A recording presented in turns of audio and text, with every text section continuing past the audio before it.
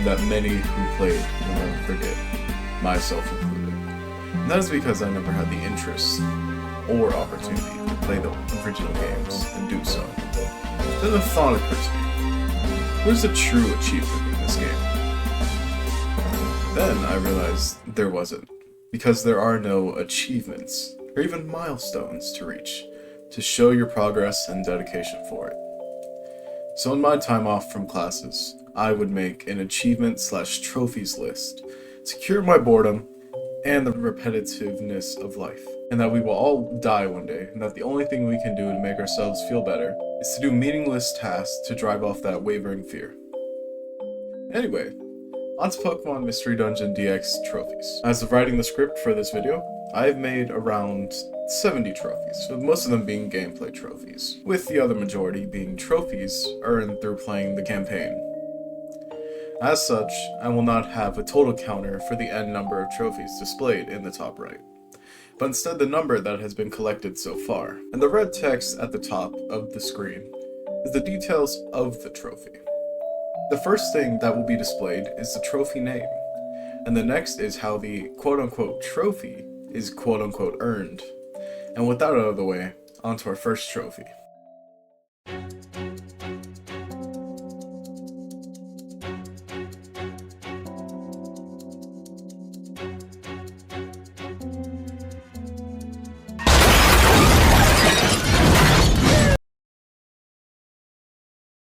The first trophy that is earned will be for completing the personality quiz at the beginning of the game to decide what Pokemon you are. There are a total of 6 trophies that can be earned here. There is one for choosing the Pokemon that is chosen for you by the quiz, and another for not choosing what is chosen for you. The adventure does not have to be confirmed in order for the trophy to be earned. The next is a trophy that most people would not obtain, and that is for choosing both Eevee and Pikachu. I have basically used all the Pokemon available except for Pikachu, and I always choose Eevee, so I made a trophy out of it. There are going to be a lot of trophies like that, granting you Mascot Adventures. The second to last trophy that can be earned here is for the adventure being confirmed, granting you The Adventure Begins. Of course, we're not confirming that story for one reason. There's still another trophy that needs to be earned, and for that, we can't have a male partner. There is one more trophy, having the partner be a different gender than the hero. The last possible trophy for the personality quiz is having the partners be the same genders. And with that, let the adventure begin.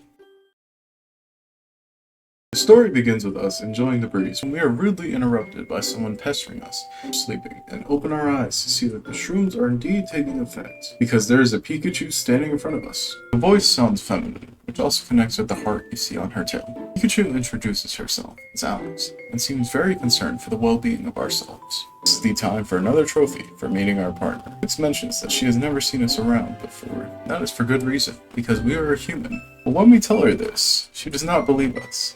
Just says that we look like a normal Eevee in every way. Wait, an Eevee? With amnesia to boot. After being thoroughly insulted by Alex, we get to name our character. I chose Umbreon for terms of better third-person storytelling. This next achievement of naming the hero after a Pokemon.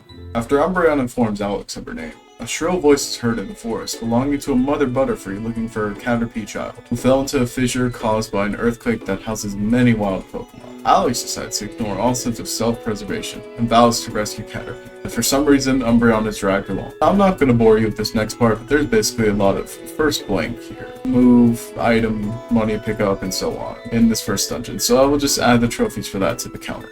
After Umbreon and Alex bravely make their way through tiny woods, they encounter the lost Caterpie and reunite the mother and child to get our next trophy. After saving the mother's child and getting a few rewards in return, Umbreon ponders to herself on where she will live. Alex offers Umbreon her house. I can't make this writing up, but I guess if same-gendered Pokemon were allowed to sleep in the same house, people would have a problem with it.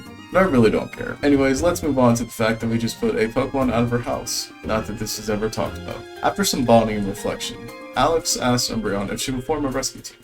But Umbreon has better things than to help others for free. After refusing Alex 3 times, Umbreon realizes she never really had a choice, and finally accepts being on a rescue team with Alex, thus earning 2 trophies. One for making a team with your partner, and another for refusing to make a team with your partner 3+ times until you finally give in.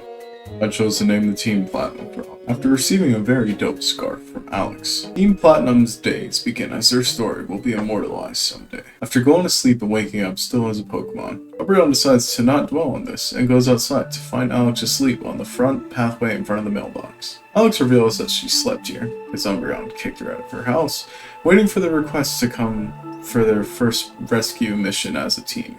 Realizing this, Alex checks the mailbox to see that the rescue team starter kit arrived for the newly formed team.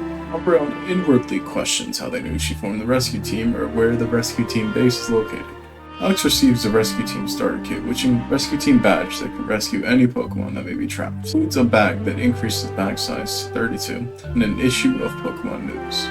Afterward, Alex checks the mailbox for requests, but comes back empty-handed. After all, they only just started. At that same moment, a Pelipper carrying mail drops down. The request is from a group of Magnemite that need help saving their friends that are trapped and stuck together in Thunderwave Cave and need rescuing. Seriously, how do they know she formed a rescue team? Alex suggests going to rescue the Magnemite as her first request. Once again, Umbreon has no choice, so she decides to go anyways. After all, there will be money. As Alex and Umbreon arrive at the cave, the Magnemites there say that the cave has such a strong electromagnetic field that the two Magnemite inside are stuck together without being able to evolve into a Magneton, so they need to be rescued. After rescuing the two Magnemite from a difficult cave and getting a trophy for it, Alex and Umbreon are exhausted. They're getting some rewards from the group of Magnemite. Alex and Umbreon return to their base for the night. By that, what was meant was that Alex would continue to sleep outside without natural disasters, while Umbreon sits by ignorantly ignoring her in the base. That night, Umbreon has a dream that feels too realistic. She also feels the presence of someone that she can't remember, and awakens to find that it was a dream, but for her it felt too vivid for her to think it's a dream. On to the next day of adventuring.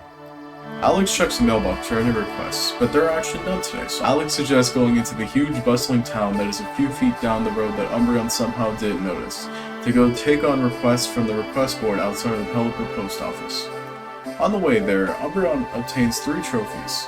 One for using all the services in town once, another trophy for completing all the trials at the Makuhita Dojo, and another for buying and using a TM.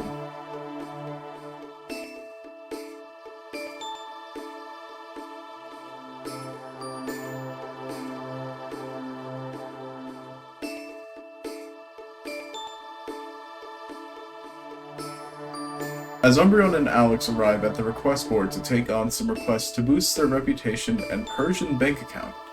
The rest of my OBS file was lost, which hopefully will not be a common thing. So this part will end here, and the next one will come out in some time. Hopefully.